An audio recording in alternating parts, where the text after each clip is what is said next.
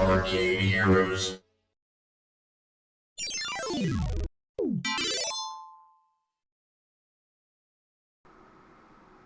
Greetings, it's Adam with ArcadeHeroes.com, and we've got some news on a new arcade release. And that is the game you're seeing here, Cotton Rock and Roll for the exA-Arcadia. Now, this game was released to other platforms, such as Japanese arcades through Sega's All.Net Press Multi network, which is also known as APM3. It was also released in December 2021 to consoles such as the PS4, the Switch, and the PC. So that might make you wonder, well, is there anything different about the exA-Arcadia version? Well, apart from the fact that it'll be available worldwide, since Sega's APM3 network is not, that's really just a Japanese thing, there are a few differences. And what I filmed at IAPA did not have all of those differences implemented yet, and so that there looks more like the console version. However, the trailer that exA-Arcadia put out does show some of the additions. So one of those is a new arranged mode, which features completely rebalanced characters and stages made for scoring. It's much more for arcade play, whereas the base game is a little bit more on the console side of things, where it's a little bit easier and whatnot. So this new mode should satisfy more seasoned shmup players. It also comes with some simultaneous two-player support, which means, yeah, you can play with two people at the same time, whereas on all the other versions, you're stuck with only one.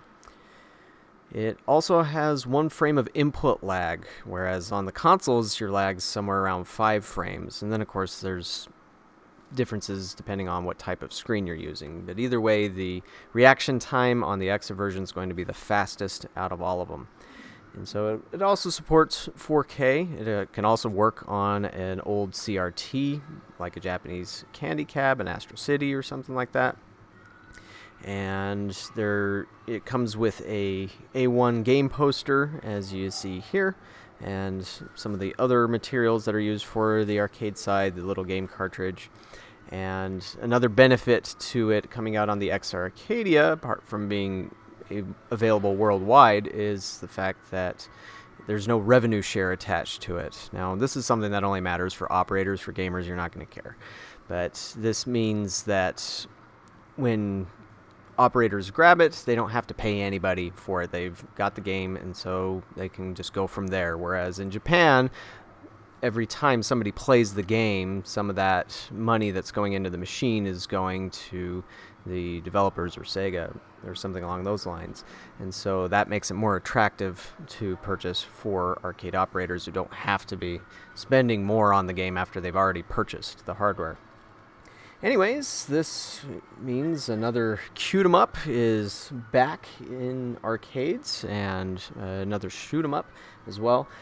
Very soon, I believe later this week, Crimson Katana exA is also going to be shipping out, and so for players that are into a much more serious shoot 'em up, scrolling shoot 'em up, then that one will probably fit the bill there. But if you're into cute 'em ups, this one still has plenty to enjoy and is a fun game, especially from what I played at IAPA.